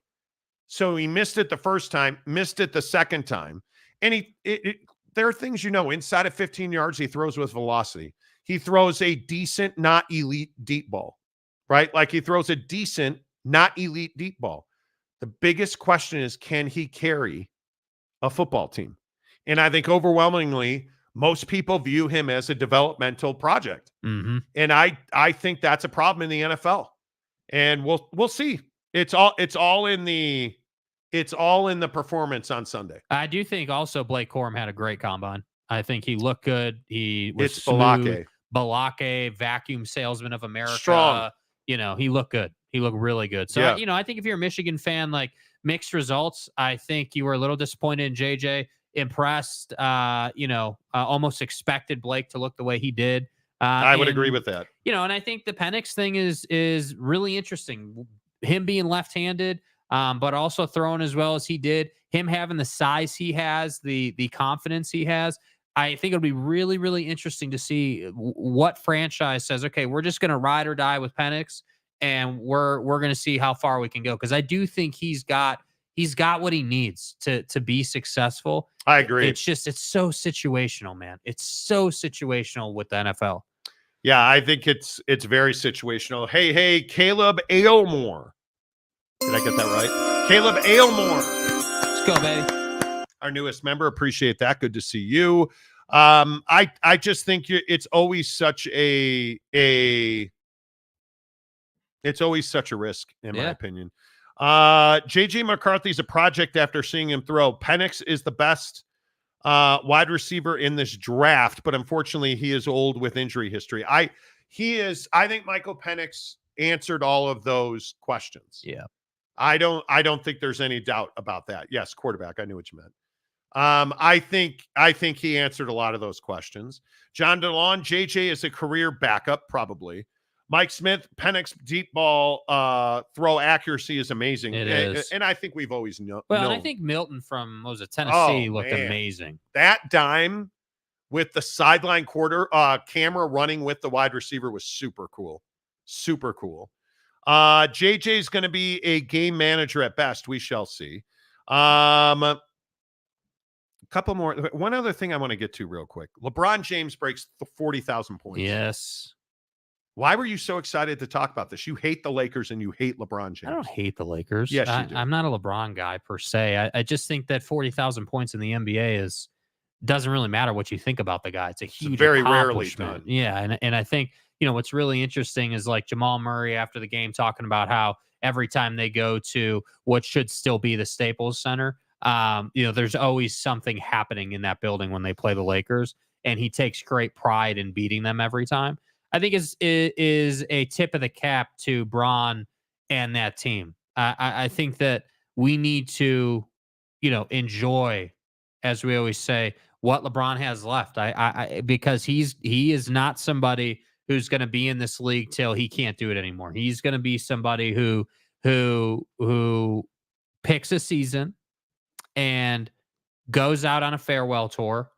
And do you think so? 100%. Yeah, I do. I'm in the camp of, he can try to spin us and say it's 50-50 and he doesn't know what he wants to do. I think LeBron James, with what he's done for the league, both ways it is owed to him, but he also, I think, owes the NBA a farewell tour. I think you have a responsibility. I think you're still top 5 in the league.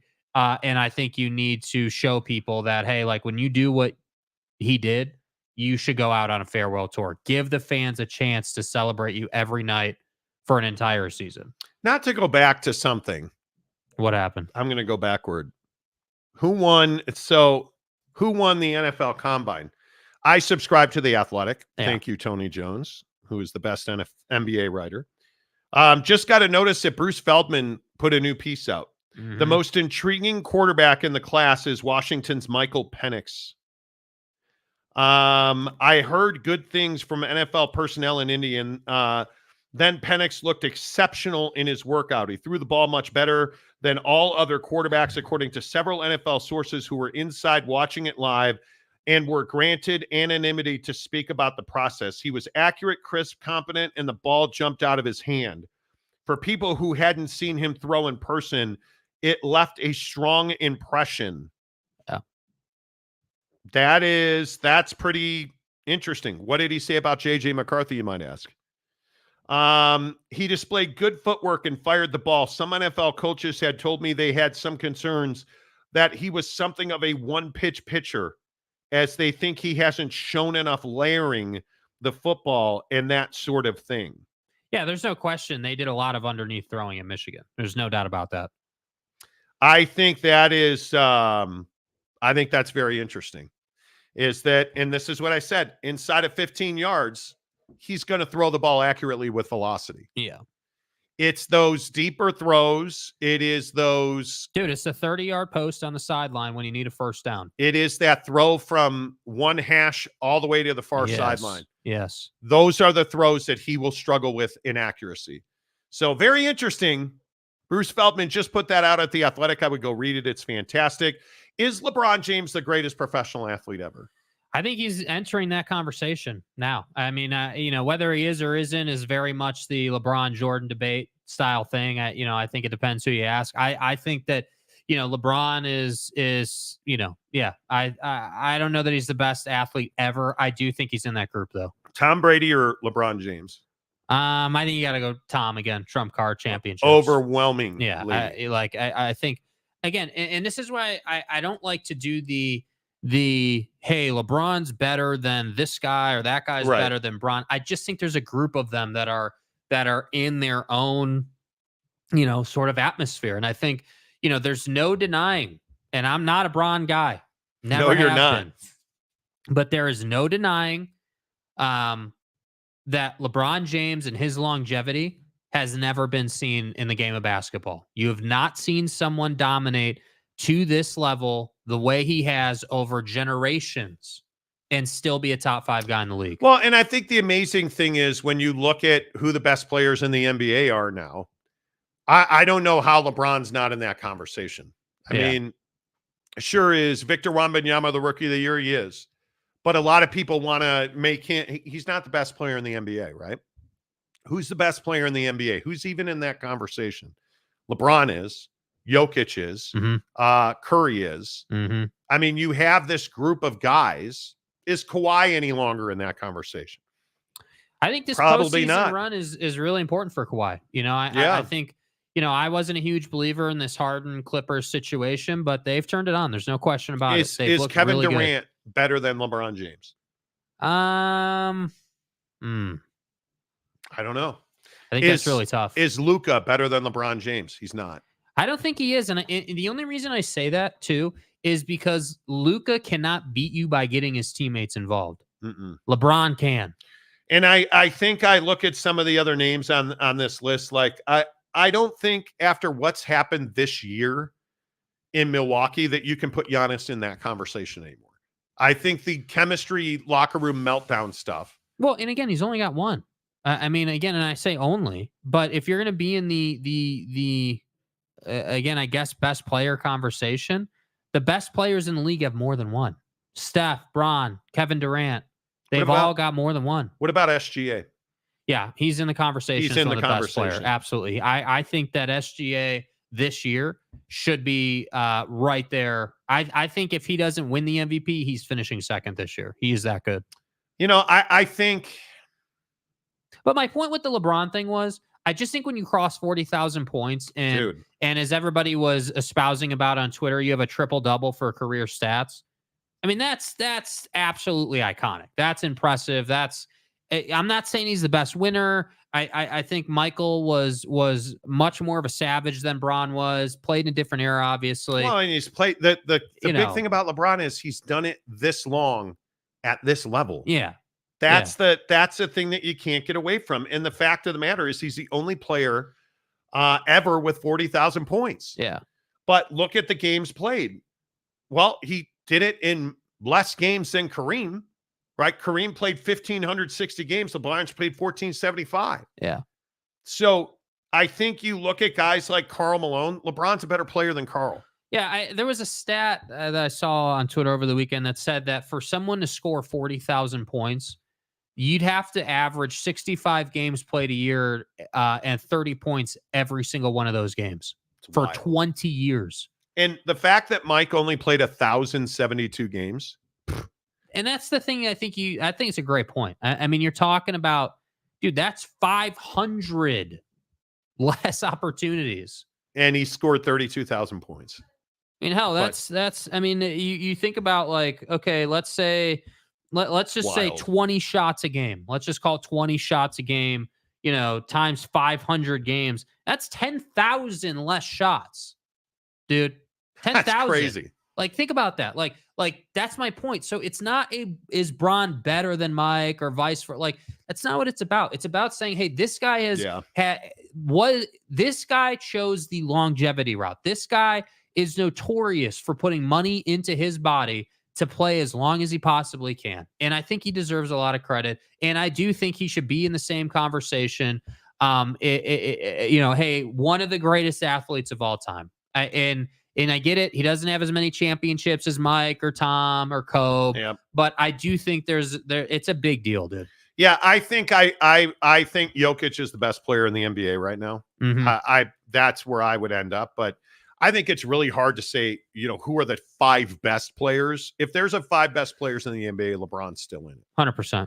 And I think he's spectacular. But you look at this young bunch of Bulls coming up, led by SGA, Ant in Minneapolis. There's just so many good young players coming up. Dude, this nonsense in Boston right now, it needs to get figured out. Now, I'm not over here to tell you, hey, motherfuckers, I told you so, but I'm going to say it. Hey, motherfuckers, I told you so. What did I tell you? What did I tell you about Boston? Go ahead, make your point. Go ahead. Well, all I was going to say is that they are way too inconsistent. Go ahead. Preach. They're going to play 15 games and be the best team in the league. And then they're going to get their ass beat in the first round because Jaylen Brown can't make an open shot. Yet is talking a bunch of junk about how everyone's leaving him open. It's wild to me.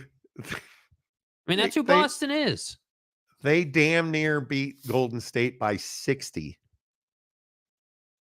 And I don't know that they'll get to the Eastern Conference Finals this year. Yeah. Because Jason Tatum isn't that guy. Nope. And why isn't he that guy? Because Jaylen Brown's not that guy. Hey, congratulations on not winning the dunk contest, by the way. Nito Fab Tito, buddy. They're not that guy. Yeah. You're not that guy, pal.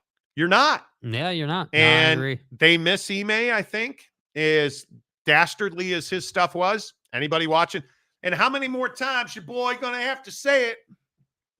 Houston Rockets basketball. Right. That team is coming. Yeah. Right? Yeah. 100%. 100%. And you look at some of these, they're 8 games better.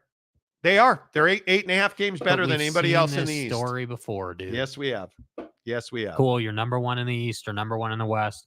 That doesn't mean a damn thing when it comes to the playoffs. No, it doesn't.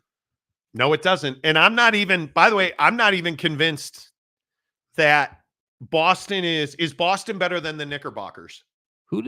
No. I think in a playoff series, boy, you better be careful. Who do they have today? If it started today, who they have? Boston. Right now, Boston, if it's 1-8, yeah. Boston would have the Indiana Pacers. So would be 8, right? Okay. But if you look at the play-in tournament, right? Yeah. Dude, Boston and Indiana, you really telling me that you're like, yeah, wow, Boston's definitely beating Indiana? Because I'm not saying that. I'm saying, hey, what are you doing with Miles Turner? How are you going to handle him?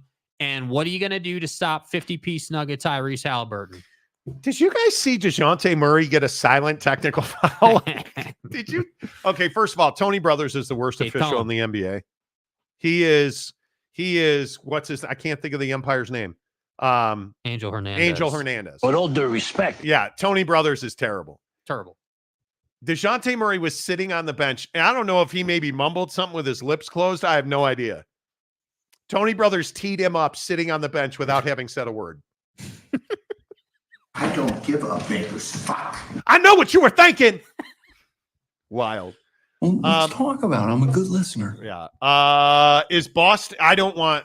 If I'm Boston, I want nothing to do with running into the Knicks at any point in the playoffs. No, because the Knicks will grind your balls off, dude. Seriously, I don't know. I think it's a very interesting conversation. I think that is.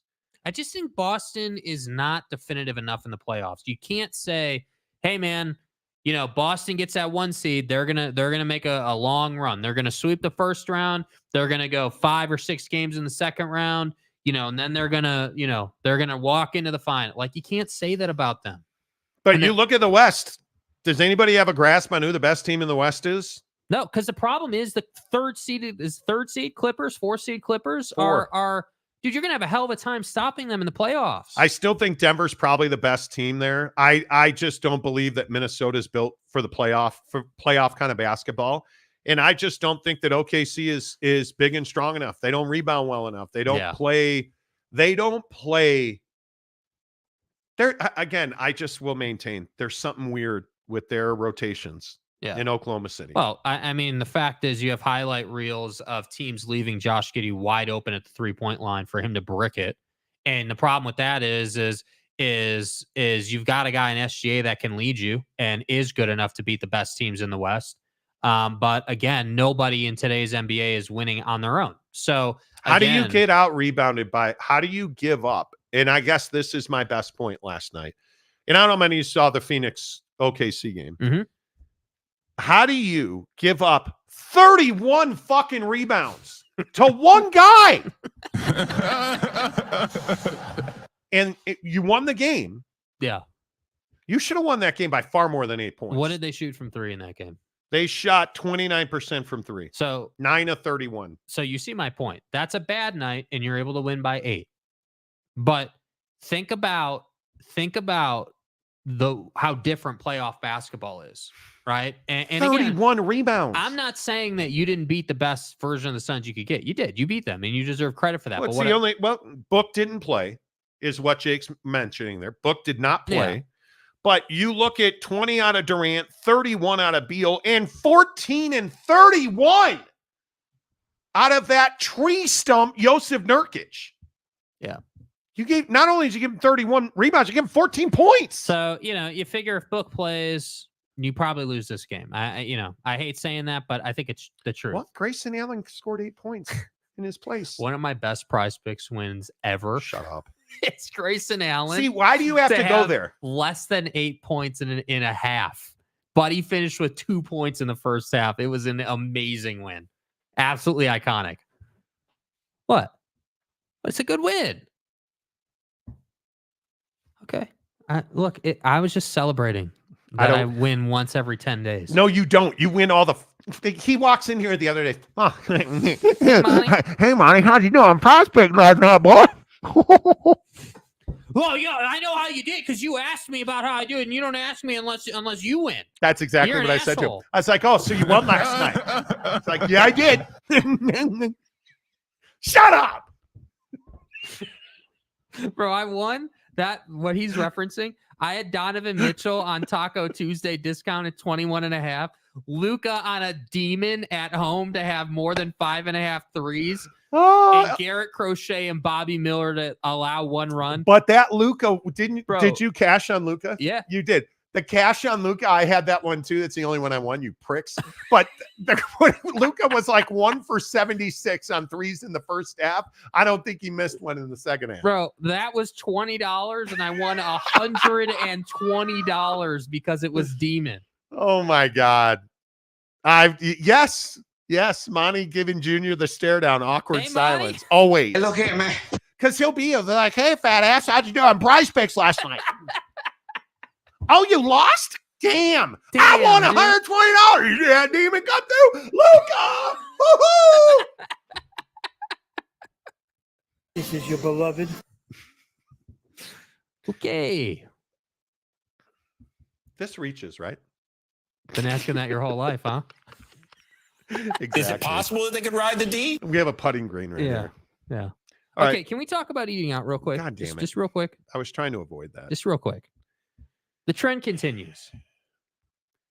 So we've talked about this, right? Yeah. We were in the Jeezy.